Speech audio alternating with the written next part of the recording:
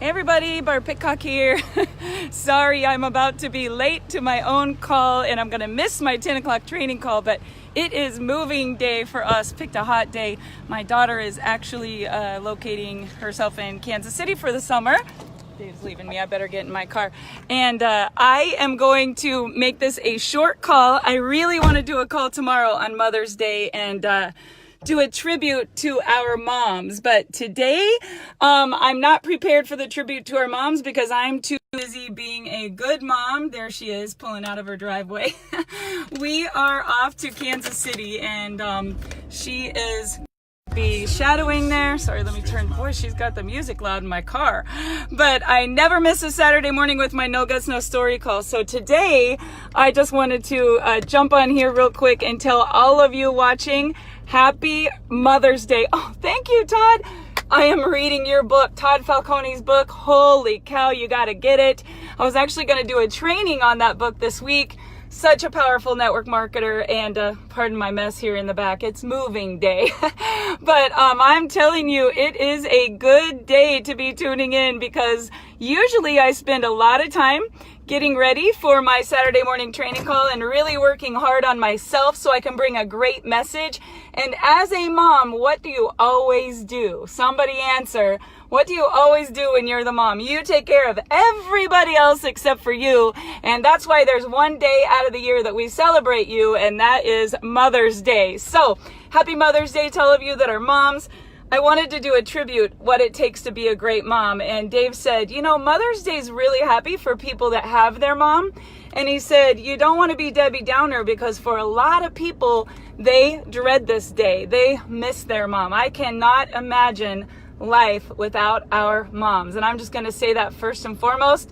To those of you who Mother's Day is a sad day, or maybe all of those moms that wish they could be a mom and they've just never quite been able to start a family, you know, every holiday is great for some and it's not for others. And so I was just thinking of a message that I could bring because my goal is always to make you feel better when you get off the No Guts, No Story call than you did before you joined. And so we were saying, like, what could we do on the call this morning since we didn't have a lot of time to prepare? Tomorrow, I'm going to do a tribute to our moms, and we loaded the truck yesterday with flowers, and Dave's mom said she would love to go buy some flowers and plant them, and many of you know she is in her last 2 weeks of chemo. Going out shopping is really not an option for her. We filled the truck and we're going to her house tomorrow to plant flowers everywhere.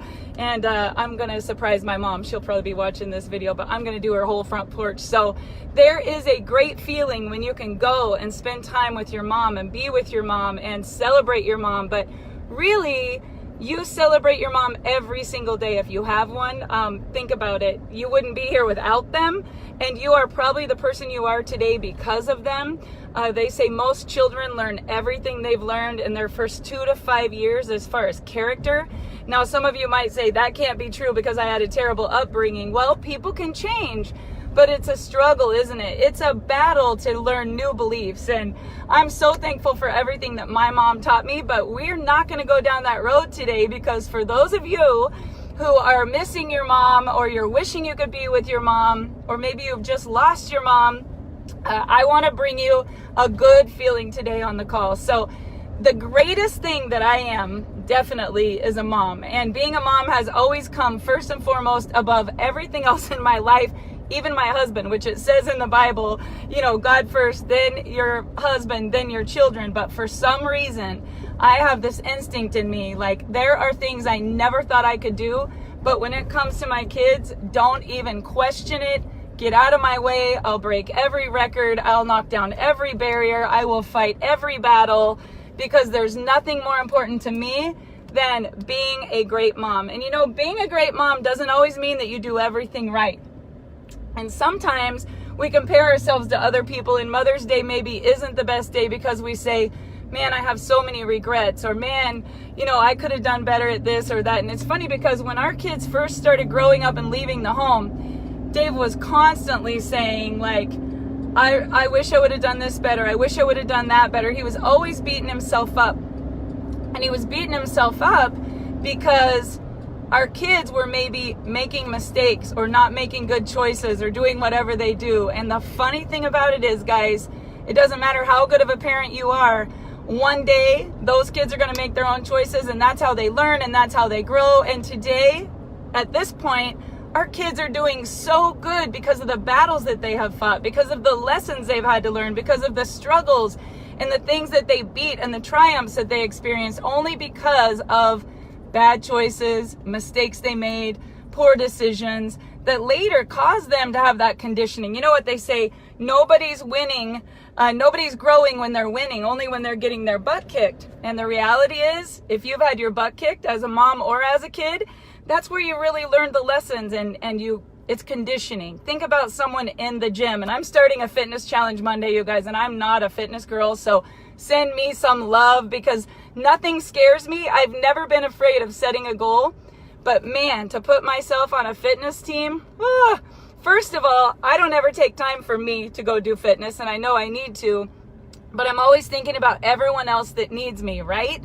And when you're in a fitness challenge, obviously the reason why you hurt so bad when you first start conditioning is because those muscles are ripping. That's how they get strong. It's like a potter with pottery on the wheel. The only way it becomes a masterpiece is the crumbling, the crushing, the kneading. And you know, as a mom or as a child, that's how we're all learning this thing called life. And I feel like this past year has been so many lessons learned and so many struggles and so many battles that rather than talk about the journey that we've experienced a breakthrough in just the past even 30 days in so many areas. But the reality is, let's don't talk about that. Let's talk about some fun, funny stuff. So today's topic, when you think about it, you learn everything you know from the times that you messed up. Let's talk about bad moms. So we were talking this morning and I told Callie, I said, it's moving day. I can't cancel my call. Last week it was Karubi conference. I had to cancel my call. I said, these people are expecting me to inspire them, empower them, bring them some good positive information. And I said, I've been so busy this week being a mom, being a daughter-in-law, being a wife, being that leader in our company, that I am so unprepared for this call. I said, I think I'm just going to tell some stories because I don't want to be a bad speaker and ruin my whole reputation, right? I don't have any trouble telling you the truth. And if I tell you the truth today, you're going to be inspired. Now, I am going to have to go get some gas.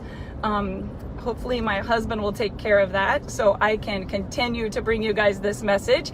But one thing that we talked about this morning was I was a bad mom. Now, some people say, oh, Barb Pitcock, she's always with her kids. Somebody told me the other day, like, I'm out working so hard and every time I see you, you post them pictures with your kids. Folks, listen, I'm grinding. My tongue's hanging out. I'm sacrificing. I'm working just as hard as all of you are on my dreams and goals. But the only thing you see me post is the good, the positive, the happy times with my kids, because why would you go share a whole bunch of negative junk, even if you're going through it, if it doesn't serve those people that are following you? So, talking today about being a bad mom, and I know my kids are probably watching this and they're going to be adding in here. I have always been that mom that was building this big business. Well, good morning, sexy lady. David Pitcock says, Dave, you got to put some gas in my tank before I can drive and move this girl, or I am going to be stranded on the side of the road. So, one of the things that Callie said this morning, she goes, Mom, tell them about the time you were a really bad mom and you got me drunk on Kahlua and I was like 8 or 10. And I'm like, oh my God, we really did. I was the worst mom. So let me tell you what happened. We were making homemade gifts, right? We were making these Christmas gifts and they're amazing. They're homemade Kahlua. And so what we did, we went and got all these antique jars and we got all this awesome little tag and recipe that we could put on, and we were going to wrap them for our families. And Dave brewed up this family recipe that we have called homemade Kahlua. And I'm not even kidding you. My kids were like, actually probably like 8, 10, and 11. And we have always been building a home-based business, right? So you got to understand, it might look like I'm killing it and everything's wonderful, but behind the scenes, I'm grinding, right? Like when my kids aren't home, I was on the phone. When when I was able to go do a meeting or have a party or anything else, you know, I was doing everything I could part-time so I could be a mom full-time. And when you think about that, sometimes that means sacrifice. Let me park my car here a minute. And so sacrificing meant that we invested every dime we could into our business. We lived way below our means, and we made homemade gifts at Christmas time. Many years, even when we were making a lot of money, we said, how can we live below our means? And we made all this homemade Kahlua. So Dave brewed it up, and you know, you have Everclear and vodka, and for all of my friends that don't drink, forgive me. I'm not a big drinker, but this is a great gift, right? So we brewed up all the coffee beans, and Dave strained them, and you do this for days, right? And then he packaged all the Kahlua. But while you're getting ready to package it, you boil it, and then you strain it, and then you chill it, right? So it's chilling in the fridge, and it's Christmas time. Kids are home on Christmas break, and we've been off to a meeting. We've been, you know, late night, get home. And I got another story about this where we left our kids in a cold car all night. So confessions of a bad mom, that's my topic today. But Dave's standing here next to me. He's probably cracking up. So it's moving day. Everybody say hi to Dave. You're not even getting in the It's all right, but I'm not sure if I should even respond or not, because this is my reputation now that's being destroyed. I am now a moonshine maker in the middle of Kansas. Meet the moonshine maker, right? I don't know if I want to watch the rest of this. Oh my God, yes, bad mom. So here's what happened, guys. I put all the Kahlua in the gallon jugs in the fridge, and we were out doing a meeting late. We always took the kids with us. Like, this is even like before car seats, where they could be like rolling around in the back of the SUV. We had the TV hooked up, building our dreams, right? We're stay home mom and dad. These kids wake up before us, you know, because they've been asleep in the car, and Callie comes in and she's like, Mom, she goes, I'm hungry. You can pull into Redina's when you're done. Okay. Not to interrupt. She goes, Mom, I'm hungry. And she says, I want some cereal. I go, oh, there's cereal in the cupboard. Now, you guys got to understand, this cereal days was before we watched The Magic Pill, you know, before we knew so much about nutrition, and before we ate the way we do today. But you know what you told your kids? Like, hey, go fix yourself some cereal. So she goes in there and she fixes herself some cereal, and we've been on the road, and sometimes it would be expired cereal or bad milk or whatever. And Callie comes in and she's like, Mom, I think the milk is sour. And I'm like, the milk is not sour. And she goes, it tastes funny. And I go, there's nothing wrong with it. Callie quoted me this morning, I just bought it yesterday. That's what I told her. So she goes in, makes herself a bowl of cereal. Later she comes in, crawls in bed with me, and she goes, my tummy hurts. I don't feel very good. And I go, it's okay. Lay down here by me. And I wake up, go out in the kitchen. This little girl is crashed out in my bed. And I wake up, go out in the kitchen. She's all of 8 or 9 years old. And there sits a gallon jug of strained Kahlua.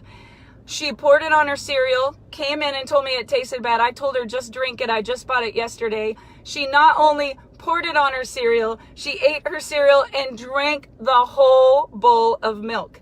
Needless to say, Callie Pitcock slept all day long that day. We were shaking her. Like, do you dare call the doctor and tell him that your 8 or 10-year-old drank Kahlua? And Dave and I don't even really drink. Kimber Jarvis is watching. I know she was in our business at the time. And the thing about it is, you guys, I was a great mom. I really did everything I could to be a good mom. But the day she drank the gallon of Kahlua, I was a bad mom. And Dave was rolling this morning. He goes, you know what gets worse than that? We were so tired when we got home from driving the miles, doing these meetings, helping people all over the nation. You know, when it's Christmas break and your kids get out of school, you're like, where can we travel to help people? And we got home. It's probably like -4 degrees out in Kansas. It's the middle of December. And we pull in, we were adding a triple garage, but we had converted our double garage into a big mud room because the kids were all in sports. And so we took what used to be a double garage, which our kids never, you know, remember us having that garage, because we literally had a dually pickup and a long excursion that wouldn't fit in the garage. So we just made it into this room that when you got home from wrestling, you threw all your wet clothes. When you got home from baseball, you threw your cleats and your white pants. When you got home from dance or gymnastics or cheer or whatever it was, It was the room where everything landed. So we never really used it as a garage. We always parked outside. Now, you guys are not going to believe this. We got home middle of December, late at night. You're so tired. Dave's probably been driving like Kansas City to Russell or Denver to Russell, which is 4 or 5 hours. Get home 2 o'clock in the morning and you wake your kids up and you're so tired. You're like, let's go inside. Now, they weren't babies, right? They were old enough to know. And you think they all wake up, but you're so tired. We go inside. We all go to bed. We think everybody's in their bed. Chance comes in about 4 in the morning. He's freezing. He comes in the bedroom and he's like, why did you guys leave me in the car? I didn't even know we were home. And Dave and I are like, we didn't even know you weren't awake. Bad mom. Left my child in the car in freezing cold weather, and he wakes up, could have froze to death, and says, why did you leave me in the car? Bad mom. Now, I don't know if I was ever a bad mom with Brooklyn. I'm trying to think of something bad that I did to her. When she was a baby, we used to make solid oak furniture, and I owned a salon, I owned a dance school. Dave refinished antiques in the back of an old Daylight donut shop. And so we were always working, but the kids were there with us. We did craft shows on the weekends. And when she was a baby, she wasn't even a year, and I was pregnant with Chance. One day, I picked up all the furniture, put it in a trailer, and headed off to a meeting that was, or a craft show, like a big flea market, clear down somewhere like by Missouri. And I took my sister Lori and her boyfriend John Hoff and the dually truck. John Hoff at the time was like a family friend, and I know they will never forget this as long as we live. Dave stayed back to run the store, and I had this huge furniture trailer, and we were like in the middle of nowhere. It was like Hillbilly Central. And we set up, Brooklyn had pulled a bookcase over on her foot, and she was so little, like she was just learning how to walk. She was maybe like 9 months and she was full-blown walking, but she broke her foot. So she was scaling a bookcase one day. The whole bookcase fell over on her, and the doctor said, she's so little, there's not much we can do. It'll correct itself. Said, we're just going to keep her in a little hiking boot. So we had this little hiking boot on her foot, and they were like, don't take it off. Don't get it wet. You know, don't do anything. And we get there to the craft show, and we set up, and I have this little girl with a broken foot, and Dave's at home running the shop, and we're juggling everything. And we've had this hiking boot on like they told us to do for like, I don't know, a week and a half or so. And we had an appointment to take her back on the following Monday. So she cried and she cried and she cried, and I couldn't figure out what was wrong. Tylenol wasn't helping. That night there was a hot tub, and we all got finished unloading this heavy, if you guys can imagine, I was unloading double pedestal oak tables, triple hutch oak curio cabinets. I was pregnant with Chance. I have this little girl that's a toddler. We were grinding, and I sat in the hot tub, and I had her up on the ledge, and I thought, you know what? Our appointment's Monday. I'm just going to take this boot off of her foot. And the worst night I ever remember being a mom with her, I took the boot off. Her whole entire foot was green. Dave was in Russell. I was in somewhere in Missouri, and we met in the middle at the state capitol in Topeka. Dave was supposed to ride in a rodeo that weekend, and we literally met in Topeka in ER, and they said, we've got to get this boot off this little girl's foot, like gangrene type bad. And I looked in the mirror and said, wow, bad mom. Like, we are bad parents. But you know what? Sometimes you don't plan on being a bad mom. You're just busy, you're grinding, you're juggling, you're doing everything you know how to do. And then all of a sudden you go, oh my gosh, I'm terrible. I am a bad mom. And you didn't mean to be a bad mom. It just happened because you're doing everything you have to do to be a mom. You know, I look back on my mom and some of the things that happened when we were growing up.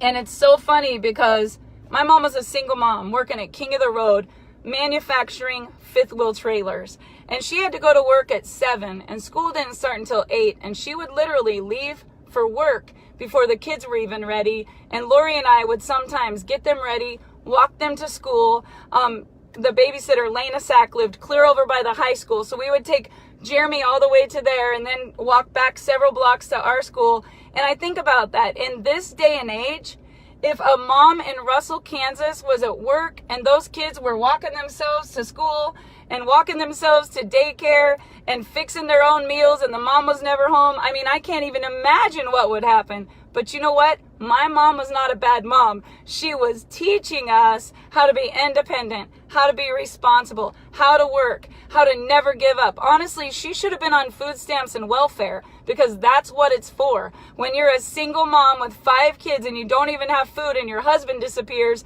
you would think that she would have said, this is what it's for. But she was a never say die kind of girl, and she was not about to not go do everything she could. You know, if my mom hadn't worked, we would have got more money for free.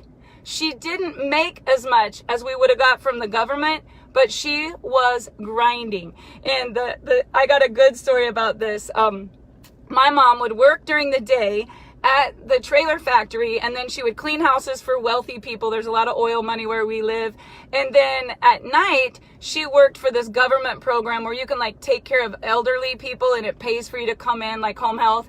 But she would make money even while we slept because she would go and stay at, you know, like Mrs. Sick was the one lady, or Barbara Felt, you know, like family friends. As they got old and elderly, my mom is really, really good at nurturing people. And she would go there, stay with them. Sorry guys, I'm pulled up here to the coffee shop. I know my husband's watching, so Dave, skinny vanilla latte breve on the milk. Bring me a coffee before we drive to KC. But my mom would take care of these elderly people so that she could make a little more money even while everyone else was sleeping. And if you can imagine 5 of us, my little brother, he still says his feet are deformed because my mom couldn't afford size 13 shoes and they don't have them at the thrift shop. So the thrift shop, the biggest size was an 11. And my little brother Jeremy still laughs and says mom was such a bad mom because his toes are like not right. And I know they were formed long before that, but the joke is she was a bad mom because they didn't sell those kind of shoes at the thrift shop. But you know what? A bad mom doesn't happen because of giving your kids something. A bad mom doesn't happen because not giving your kids something. A bad mom is something that all of us have had to be, right? At some point, because let's face it, there are days where your goal is just to survive. And so my funny story with Brooklyn is I turned her foot green. My funny story with Callie is she drank Kahlua and I told her there was nothing wrong with the milk. And she literally slept for like a day and a half, but thank goodness she lived. And man, we left Chance in that freezing cold car, but I have one that beats all of that. So Dave was the wrestling coach when our kids were growing up.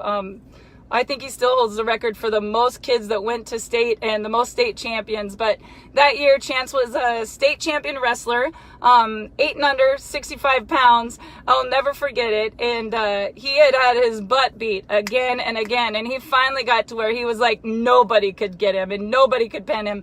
So we were at a wrestling tournament, the big state wrestling tournament in Topeka, Kansas, just a ways down the road from here. And Dave was the coach. And of course I was a wrestling mom. So we had our motorhome parked out in the drive and all the kids were coming and getting food after they weighed in. And all the dads, believe it or not, I look back on this and I'm like, I don't know. I think we had an alcohol problem within the dad circle of the wrestling club. But all of the dads, once the kids got weighed in, like they were all sitting around with their coolers in the parking lot, everyone having a beer, a drink or whatever. And I was totally bored. Like, what was I going to do? I was not going to be the mom that got drunk in the parking lot. I wasn't about that. So I didn't really know what to do other than take all the kids to a hotel where all of the ones that were staying in a hotel instead of the motorhome were, and take them all swimming. So we had a big, long excursion.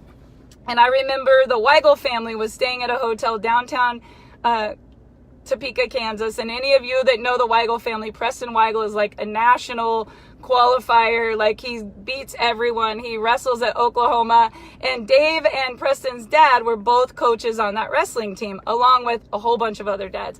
But Dave being the coach, he's like, I'm not going to leave. I'm going to stay here in the parking lot in case anyone comes to weigh in. We were at the Kansas Expo Center. And I load up my car once again. This is before seatbelt rules were such a big deal. I probably had 16 kids in the back of a black Escalade. No, a black Excursion. You remember the Ford Excursions. And so I was the best mom because I was taking them all swimming, right? And they loved me. And I got downtown to this hotel and I meet up with a friend, Tina Humphrey, who I hadn't seen since my wedding day. She was one of my best friends when Dave and I first got together. And Tina Humphrey is there at the hotel with her son, Brogan, who's also in the state tournament. Now, Brogan and Chance were always like around the same weight. So our prayer was don't let them be in the same bracket because Brogan went on to be a state champ many times. And we're swimming. Guess what? All the kids swim. And I have this nice vehicle, so I tell them all, everybody go change out of your swimsuit and get into your dry clothes.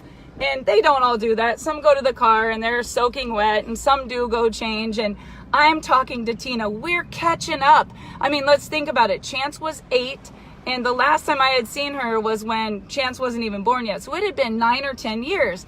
And how many of you moms have ever gotten into a conversation, you're talking, you're so caught up in the moment and your conversation, or you've been on the phone, or you've been distracted, and you don't really be the best mom that you can be. And you go, oh my gosh, that could have been a terrible accident, right? But let's face it, I had 15 or 16 kids with me. Some of them were 17, 18 years old. Some of them were 5 years old. And we get back to the car, and I say, is everybody in the car? And I count this person's kids, and I count that person's kids, and I check everybody in the car. And knowing that I have Brooklyn and Chance along, I'm like, my kids are here. And I proceed to drive off and head back to the expo center. And along about 5 minutes into the drive, we are on the turnpike. I'm gonna have to end this soon and get my butt on the interstate. We are on the turnpike, and we are driving through Topeka, Kansas, and Chance and Brooklyn scream, "Where's Callie?" And literally, I was like on Home Alone when they realized that they left the little boy at home. You guys, I'm in one of the biggest cities in Kansas, and we're from a little small town of 2,000 people. I'm in Topeka, Kansas, the capital. I'm on a turnpike that has no exits to get off, so I have to continue on like 5 or 10 minutes at least. It seemed like an hour. And I realized that I left my little girl at the pool in the hotel with the biggest, event of the year, the state wrestling tournament. And I just turned around in a panic. And the first thing I said, nobody tells Dave, oh my God, he would kill me, right? Because I'm better than this. You don't leave your kid in the city. And so I turn around in a panic. This is before cell phones were as popular as they are today. You didn't just like text someone, right? And I can remember asking everybody in the car, does anybody know the number? Okay, I had just reconnected with my friend Tina. She was there, but I didn't have her number in my phone. I knew that the Weigel family was there. I just was praying that she was okay. And I'm screaming at the kids in the car, like, how did we forget Callie? And they're all looking at me like, you're the mom. How did you forget Callie? True story, guys. Confessions of a bad mom. That's my topic today. So we turn around. I am on 2 wheels coming into this hotel, and I pull up to the front door, and there is Callie sitting on the luggage rack on the lap of Joe Weigel, crying. I mean, she was maybe like 4. No, let's see. If Chance was 8, she was 6. So she wasn't like way young, but she was young. And yes, confessions of a bad mom. I left my daughter in Topeka, Kansas, and yeah, that's my confession. So if you've never left your kid in the city at a hotel by the pool by themselves and drove off for 20 minutes, you're not a bad mom. If you've never let your kid drink a gallon of Kahlua on their cereal and tell them, oh, there's nothing wrong with the milk, I just bought it yesterday, you're not a bad mom. If you've never left your kid in the car overnight in freezing cold weather and forgot that they were in there and went ahead and went in the house and went to bed, you're not a bad mom.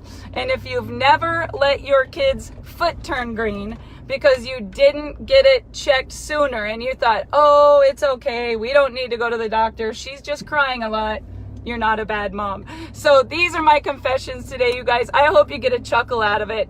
Ultimately, I know that I am the best mom that I could possibly be.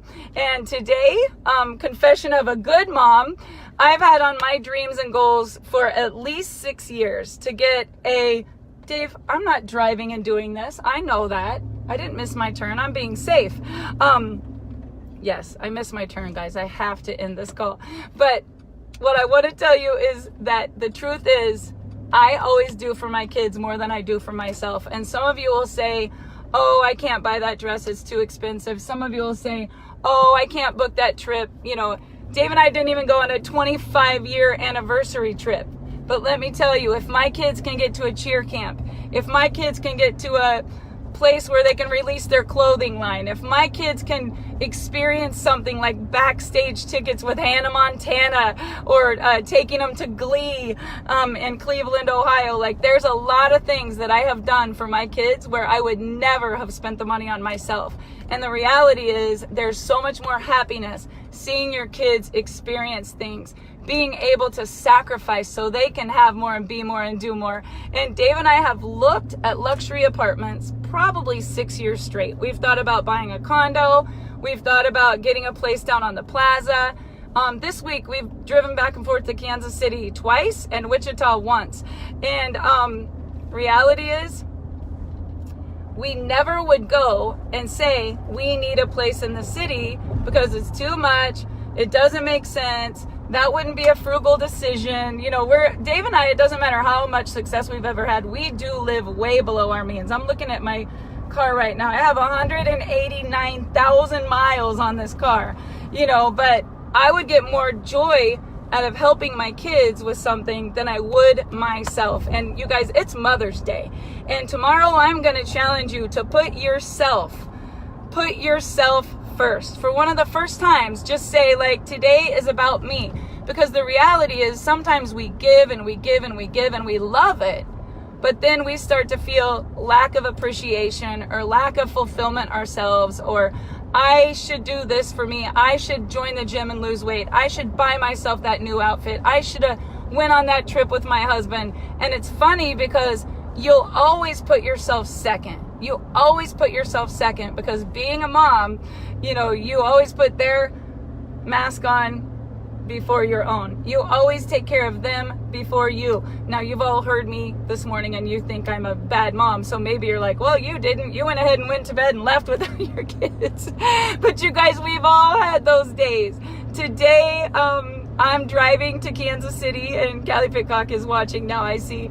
It's funny because I don't know how many years we've dreamed of a luxury apartment on the plaza, a studio, the view of the city. You know, I would always tell Dave, like, if we had a place there, we'd probably go to the Chiefs games.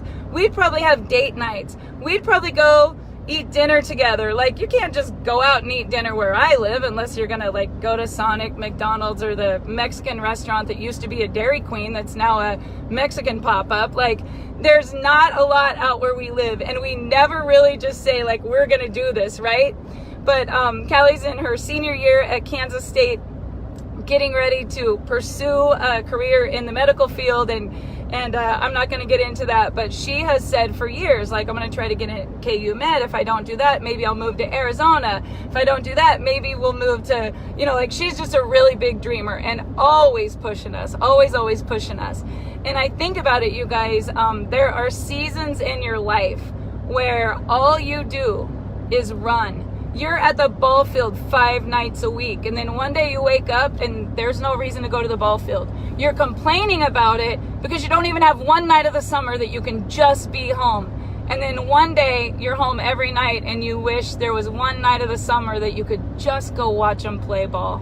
It's funny because our life, I mean, the last 25 years of my marriage, 25 of it, I would say, because our kids were 3 and 4 years. We just lived for our kids. We just did everything we could to nurture their talents and to, you know, give them opportunities. If it meant Dave coaching, if it meant a camp, if it meant even a move to a bigger town for a while, I feel like that was just our life. And being a mom, it's never really about you. Your happiness comes from what you can do to be the best encourager, the best supporter, the best cheerleader, the best one to say, you can do it to your kids.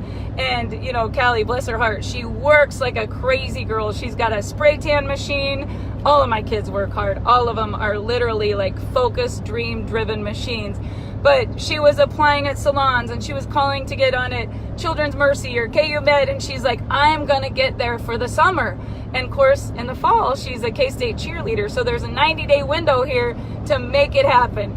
And last week, we were at a Karubi convention. We were speaking for our company. We needed to be in the room at 10, and I wouldn't have even went downtown to get a new outfit or anything, but she said, you should check out apartments while you're there because I need to get moved.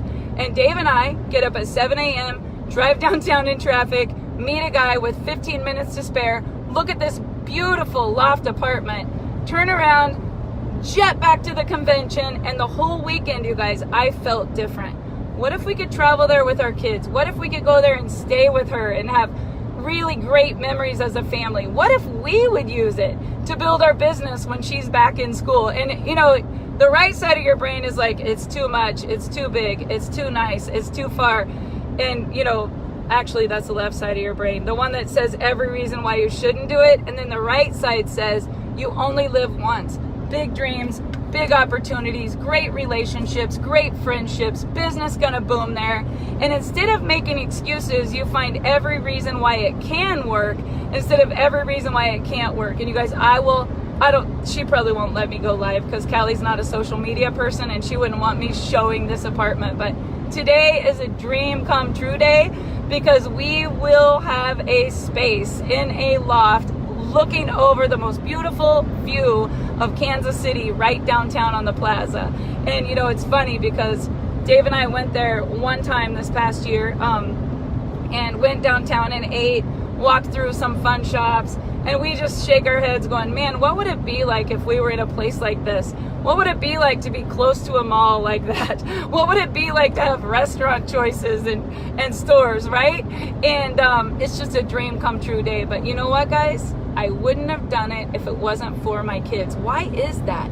I mean, we just were talking to Callie's good friend as we were packing up the car to leave, and I told her friend Reagan, I'm like, we've wanted to get a luxury apartment downtown for years, but it takes a dreamer like Callie Pitcock to be like, this is no big deal. I can pay on the rent. I can get a job. I can do spray tans. I can work at this place. And you know what?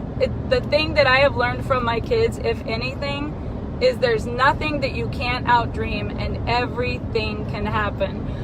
Brooklyn's working on a move. Callie's moving. Chance is working on buying his first home. It's a weird season because I went from being a mom where I woke up every day and said, is your lunchbox packed? Did they get on the bus? What time is the football dinner? What am I supposed to bring to the potluck? Or Dave would be printing trophies and awards, or we'd be at practices, or for many years I was at the dance school. Even when I wasn't teaching, I was there because my girls would dance after school till 9 or 9:30. And we were grinding. And I know, Michelle Reynolds, you can relate to this because you're grinding. Even next weekend, not this one, but the next, we have a big event coming into Denver. And she's like, it's my weekend with my little girl, but she'll come with me to the event. And you know, the thing about it is, guys, if you're a mom, you know this, your kids are your number one reason why. And I'll tell you something, if they're not, they should be. Because what you teach them, what you put into them, the energy that they see you putting forth gives them the inspiration to never, ever, ever give up. Don't do it for them. Don't cripple them. Let them learn on their own. Let them struggle. Let them mess up. Let them pay the price. Let them go through the things they got to go through, because that's what molds them into being these incredible young people that go out into the world and make it happen. And this morning we had an early morning call with Chance, and he's expecting a little girl to be born in September. And oh my goodness, he was wrestling these little kids and in an office, and I was just laughing. Dave and I were just laughing. Dave said, Chance, I would have already beat your butt 4 times. And Chance was like, you know what? Sometimes you just got to say, let it go. And we were laughing about how ornery he was. I mean, that kid, Chance, was in ER 3 times in a month, split the back of his head open, bucking off his spring horse. This is back before kids had iPads and devices. he had this horse in our living room that was on springs, and of course, Dave being in the rodeo industry, Chance would buck off the horse, or sometimes he'd just flip. And we had old radiators in this house that we were restoring. 3 times in a month we were in ER. One time he broke the same gash open. One time it was a different one. He still has the scars to show for it today. But you know what? Sometimes I was a bad mom. I didn't mean for them to end up in ER. I didn't mean for them to drink a full bottle of Kahlua and me tell them it was milk. I didn't mean to leave them in a cold car or accidentally drive off in the city and forget to put my kid in the car. Trust me, I had everyone else's kids, just forgot my own. But the reality is, it doesn't matter, because as long as you're doing your best, you're not a bad mom. And the one thing I can say about my mom, she always did her best. Oh, Michelle, you got to share your stories. If you're watching this on the replay, I want you to confess what's the worst thing you ever did as a mom. Because this is going to be Comedy Central right here. I'm telling you, we got to laugh about it because we learn to get better. But ultimately, I'm looking forward to Mother's Day. I'm not going to be with all 3 of my kids because everybody's going different directions. But I'm going to go plant flowers tomorrow with Dave's mom, Cindy. I'm going to go have a dinner, big barbecue at my mom's RV park. She doesn't stop working long enough to celebrate Mother's Day, but all the kids are going there. I know you do, Susan. It's like everybody's memory of him just bouncing. He was like Tigger. He never stopped bouncing. But anyway, tomorrow my mom and all of my siblings are having a barbecue at her RV park. Well, she'll be working, I'm sure, but we're all going to go there and celebrate her. And I hope that all of you, whether you have your mom or you don't have your mom, that you'll just do something for yourself, because tomorrow is about you. And I looked at Dave today and I said, you know, tomorrow I'm going to do whatever I want. I'm going to wake up, go hear a great sermon. I'm going to go out in my backyard. I'm going to plant some flowers. I'm going to sit on my butt, read a good book. I'm going to do whatever I enjoy. And the reality is, you guys, you've got to do what makes you happy. And today, moving Callie into this beautiful apartment makes me happy. It doesn't matter how hot it is, how much work it is, how far of a drive it is, how much of a struggle it is.